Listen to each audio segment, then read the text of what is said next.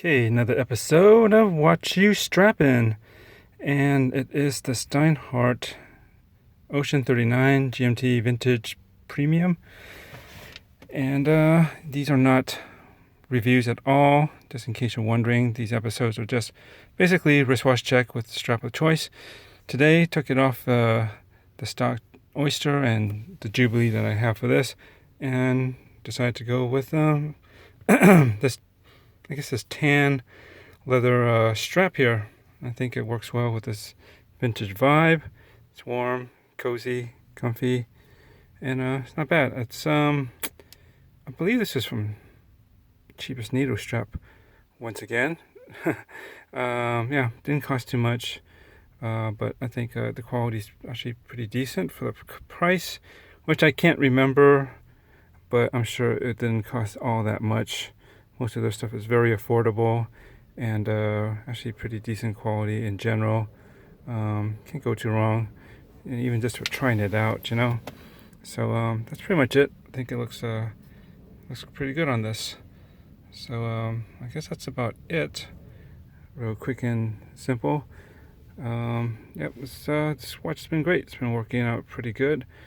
Sometimes I debate whether I want to keep this or maybe go to the other GMT that they have, the Pepsi one with that looks more like slightly more like the modern one with the aluminum bezel, but although it has the more modern number fonts on the bezel. It's got applied indices. Does not have full H radium look.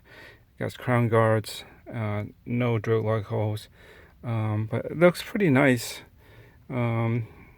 But I don't know. I do dig the vintage vibe slightly more. If only they made that version with like the older style of numerals on Arabic numerals on the bezel, instead of the larger, wider ones that are like in more of the ceramic bezels of the Rolex GMT, which it's an homage to. I think that would be better, but they don't.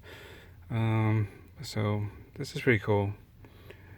As is, I kind of like no crown guards, and it's a bigger crown, very easy to grip. And I think the only thing they could have done, possibly to make this a little bit even more like this, was the 6542 that this is basically a homage to, is the ceramic bezel was very nice. Lume works very good on this. Everything's very visible throughout the night, all the way to morning. Everything. And you wouldn't expect it from, especially the loom that's aged like this. They tend to be weaker and not last as long, but they did an amazing job with whatever formula they're using with this. It's actually pretty good. It's not like Seiko Lumen Bright good, that's like strong and intense, but it is pretty reactive. It glows nicely and pretty bright. Like all loom, they do dim, but like with all very good loom, even when it dims to an acceptable level where you can still make it out and it lasts, and this does. But yeah, I was going to say, if they had done a sapphire bezel, sapphire Pepsi bezel, that would have probably simulated the original look that this is referencing with the Bakelite bezel, and I think that would have been really cool. But I don't mind. This is a nice version, and it's not a complete copy, but it has a lot of the attributes, and it's got a nice look and feel.